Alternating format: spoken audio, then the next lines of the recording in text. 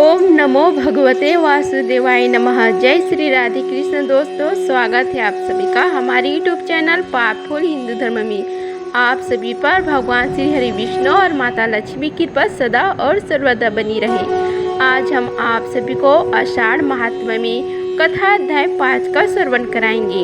आइए श्रवण कीजिए कथा अध्याय 5 का, जिसमें वर्णन है कुरुक्षेत्र के तीर्थों के महात्म्य एवं क्रम का अनुक्रांत वर्णन। लोमहर्ष ऋषि बोले कि हे द्विजतमो, मनुष्य तीर्थ के पूर्व दिशा में एक कोस पर द्विजों से पूजित अपगा नाम की एक विख्यात नदी है। वहाँ सवा के चौलक को दूध में सिद्ध कर और उसमें घी मिलाकर जो ब्राह्मणों को देता है, उनके पाप नहीं रह जाते। जो व्यक्ति उस आपगा नदी के तट पर जाकर श्राद्ध करेंगे, वे निसंदेह समस्त शुभ कामनाओं से पूर्ण होंगे। सभी पितर कहते हैं कि तथा पितामह लोग स्मरण करते हैं कि हमारे कुल में कोई ऐसा पुत्र या पौत्र उत्पन्न होगा जो आपगा नदी के तट पर जाकर तिल से तर्पण करेगा, जिससे हम सभी सैकड़ों कल्प तक अनंत काल तक तृप्त रहेंगे। भाद्रपद के महीने में विशेषकर कृष्ण पक्ष में चतुर्दशी तिथि को मध्याह्न काल में पिंडदान करने वाला मनुष्य मुक्ति प्राप्त करता है। हे विप्रो, उसके बाद समस्त लोकों में ब्रह्मदुम्बर नाम से प्रसिद्ध ब्रह्म के श्रेष्ठ स्थान में जाना चाहिए। हे द्विजवरो, वहाँ ब्रह्म ऋषि कुंड में स्नान करने वाले व्यक्ति को सप्त ऋषियों की कृपा से 7 सोम यज्ञों का फल प्राप्त होता है। भारद्वाज, गौतम, जमदग्नि, कश्यप, विश्वामित्र, वशिष्ठ एवं भगवान अत्रि, इन 7 ऋषियों ने मिलकर पृथ्वी में दुर्लभ इस कुंड को बनाया था। ब्रह्मा द्वारा सेवित होने के कारण यह स्थान ब्रह्मदुम्बर कहलाता है। अव्यक्त जन्म वाले ब्रह्म के उस श्रेष्ठ तीर्थ में स्नान करके मनुष्य ब्रह्मलोक को प्राप्त करता है। इसमें कोई संदेह की बात नहीं है। जो मनुष्य वहाँ देवताओं और पितरों को उद्देश्य से ब्राह्मणों को भोजन कराएगा, उसके पितर सुखी होकर उसे संसार में दुर्लभ वस्तु प्रदान करेंगे। 7 ऋषियों के उद्देश्य से जो व्यक्ति अलग से स्नान करेगा, वह ऋषियों के अनुग्रह से 7 लोगों का स्वामी होगा। वहाँ सभी पापों को विनाश करने वाला विख्यात कपिल स्थल नामक तीर्थ है, जहाँ वृद्ध केदार नाम के देव स्वयं विद्यमान है। वहाँ स्नान करने के बाद डिंडी के साथ रुद्र देव का अर्चन करने से मनुष्य को अंतर ध्यान की शक्ति प्राप्त होती है और वह शिव लोक में आनंद प्राप्त करता है। जो व्यक्ति उस स्थान पर तर्पण करके डिंडी केदारनाथ तीर्थ में जाने का फल प्राप्त करता है। जो व्यक्ति वहाँ शिव जी के उद्देश्य से चैत्र शुक्ल चतुर्दशी तिथि में श्राद्ध करता है, वह परम पद मोक्ष को प्राप्त कर लेता है। उसके बाद कलसी नाम के तीर्थ में जाना चाहिए, जहाँ भद्रा, निद्रा, माया, सनातनी, कत्यानी रूपा दुर्गा देवी स्वयं अवस्थित हैं। कलसी तीर्थ में स्नान करके उसके तीर पर स्थित दुर्गा देवी का दर्शन करने वाला मनुष्य दुष्ट संसार दुर्गा संसारिक भव बंधन को पार कर जाता है। इसमें तनिक भी संदेह नहीं करना चाहिए। दुर्गा देवी के दर्शन के बाद तीनों लोकों में दुर्लभ सरका तीर्थ में जाना चाहिए। वहाँ कृष्ण पक्ष की चतुर्दशी तिथि को महेश्वर देव को दर्शन करके मनुष्य अपने सभी मनोरथ को प्राप्त करता है और अंत में शिवलोक में चला जाता है। हे द्विश्रेष्ठो, सरक तीर्थ में 3 करोड़ तीर्थ विद्यमान है। सरक के बीच कूप में रुद्र कोटि स्थित है। उस सर में यदि व्यक्ति स्नान कर रुद्र कोटि का स्मरण करता है, तो निसंदेह उसके द्वारा रुद्र कोटि पूजित हो जाते हैं और रुद्र के प्रसाद से वह व्यक्ति समस्त दोषों से छूट जाता है। वह रुद्र संबंधी ज्ञान से पूरित होकर परम पद को प्राप्त कर लेता है। वहाँ पापों और भयों का दूर करने वाला ईद इस्पद नाम का तीर्थ वर्तमान है। इस ईडा इस्पद नाम की तीर्थ के दर्शन से ही मनुष्य मुक्ति को प्राप्त कर लेता है। वह स्नान करके पितरों एवं देवों का पूजन करने से मनुष्य की दुर्गति नहीं होती और उसे मनोवांछित वस्तु प्राप्त होती है। सभी पापों को विनाश करने वाला केदार नामक महातीर्थ है। वहां जाकर स्नान करने से मनुष्य को सभी प्रकार के दानों का फल प्राप्त होता है। वहीं पर पृथ्वी में दुर्लभ कीन रूप नाम का भी तीर्थ है। उसमें स्नान करने वाले मनुष्य को सभी प्रकार के यज्ञों का फल प्राप्त होता है। शहर के पूर्व में 3 लोकों में सुप्रसिद्ध संपूर्ण पापों को विनाश करने वाला अजन्म नामक तीर्थ है। नरसिंह का शरीर धारण कर शक्तिशाली दानव हिरण्याक्ष का वध करने के बाद श्री हरि भगवान विष्णु पशु योनि में स्थित सिंहों में प्रेम करने लगा। उसके बाद गंधर्वों के साथ सभी देवताओं ने वरदाता शिव की आराधना कर साष्टांग प्रणाम करते हुए विष्णु जी से पुनः स्वदेह स्वरूप धारण करने की प्रार्थना की। उसके बाद फिर महादेव ने सर्प सिंहों से भी बलवान पशु विशेष का रूप धारण करके नरसिंह से हजारों दिव्य वर्षों तक युद्ध किया और कराया। दोनों देवता आपस में युद्ध करते हुए सरोवर में गिर पड़े। उस सरोवर के तीर्थ पर स्थित अस्वस्थ पीपल वृक्ष के नीचे देवर्षि नारद ध्यान लगाए बैठे थे। उन्होंने उन दोनों को देखा। फिर तो विष्णु चतुर्भुज रूप में और शिव लिंग रूप में परिवर्तित हो गए। उन दोनों पुरुषों देव को देखकर उन्होंने भक्ति भाव से उनकी स्तुति की। नारद जी ने स्तुति की, हे देवादिदेव शिव को नमस्कार है, प्रभावशाली विष्णु को नमस्कार है, स्तुति प्रजा पालन करने वाले श्री हरि को नमस्कार है, संहार के आधारभूत उमापति भगवान शिव को नमस्कार है, बहुरूपधारी शंकर जी एवं विश्व रूपधारी विश्व आत्मा विष्णु को नमस्कार है, परम प्रसिद्ध योगेश्वर शंकर एवं ज्ञान के मूल कारण भगवान कृष्ण को नमस्कार है। मैं धन्य तथा सदा गुणवान हूँ, क्योंकि मुझे आज आप दोनों श्रेष्ठ पुरुषों के देवों के दर्शन प्राप्त हुए हैं। आप दोनों पुरुषों द्वारा पवित्र किया गया मेरा आश्रम पूर्णमय हो गया। आज से 3 लोकों में यह अन्य जन्म नाम से प्रसिद्ध हो जाएगा। जब व्यक्ति यहाँ आकर इस तीर्थ में स्नान कर अपने पितरों का तर्पण करेगा, श्राद्ध से संपन्न उस पुरुष को यहाँ इंद्र संबंधी ज्ञान प्राप्त हो जाएगा। मैं पीपल वृक्ष के मूल में सदा निवास करूँगा।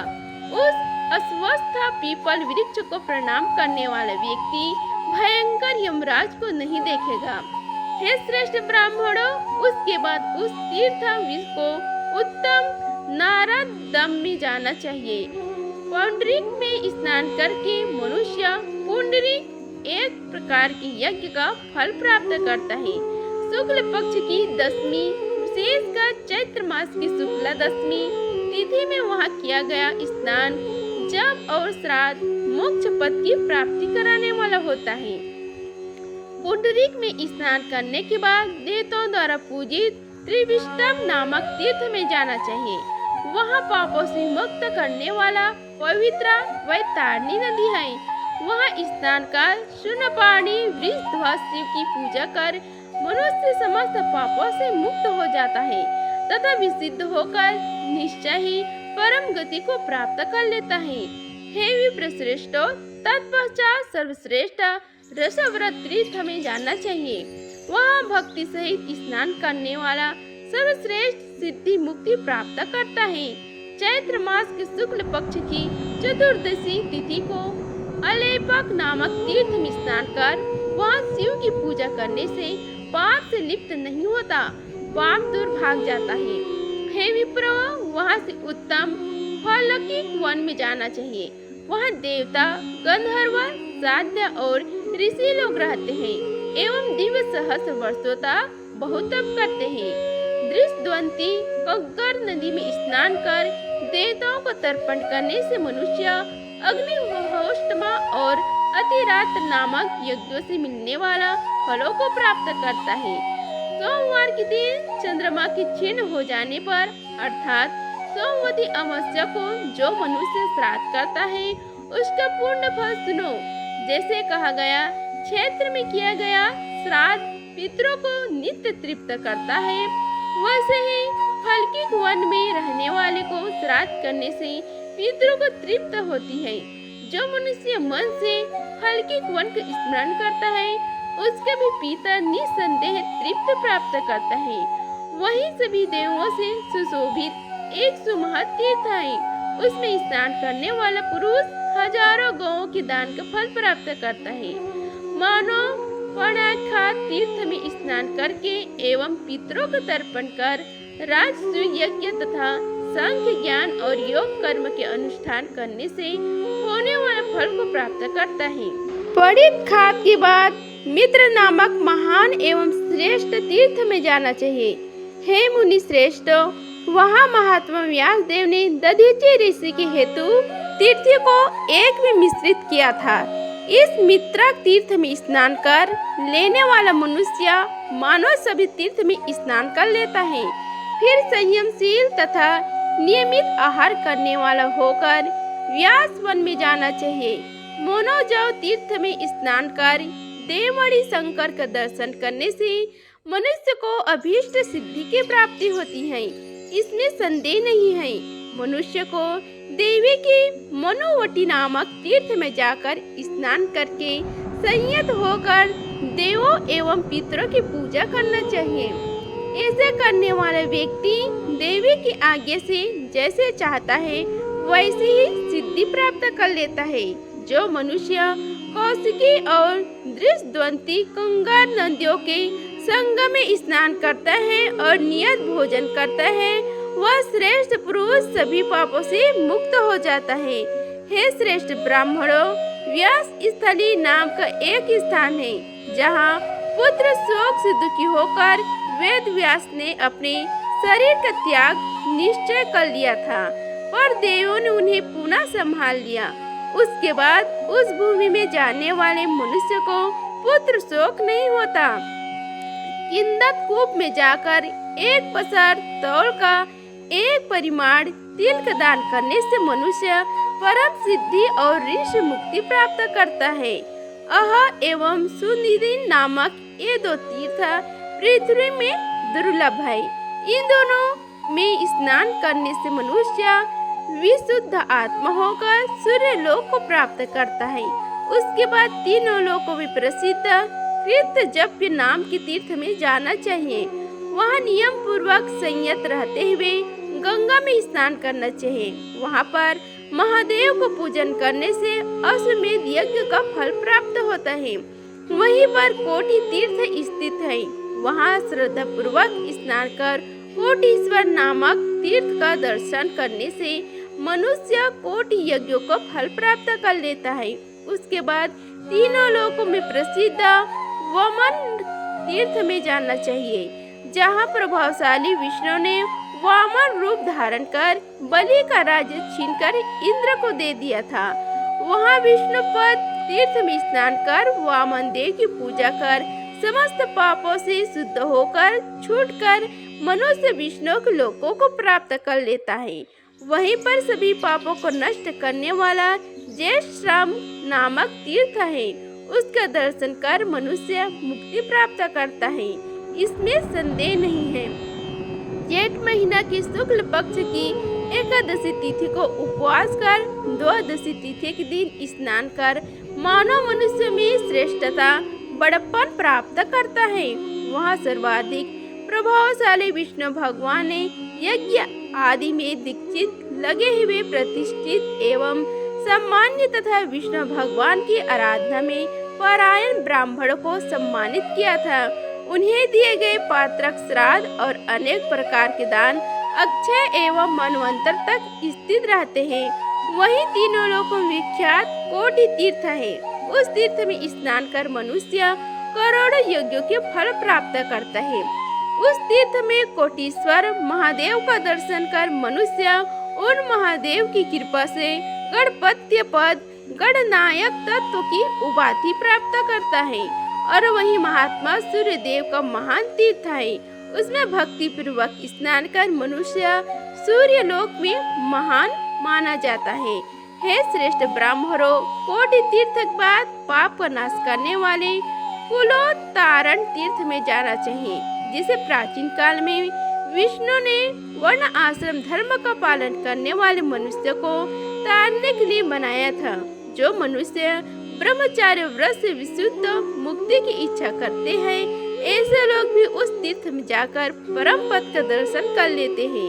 ब्रह्मचारी, गृहस्थ, वानप्रस्थी और सन्यासी वहां स्नान कर अपने कुल के 21 पूर्व पुरुषों का उद्धार कर देते हैं। जो ब्राह्मण, क्षत्रिय, वैश्य अथवा शूद्र उस तीर्थ में तीर्थ परायण होकर एवं भक्ति से स्नान करते हैं, वे सभी परम पद का दर्शन प्राप्त करते हैं। और जो दूर रहता हुआ भी वामन सहित कुरुक्षेत्र का स्मरण करता है, वह मुक्ति प्राप्त कर लेता है।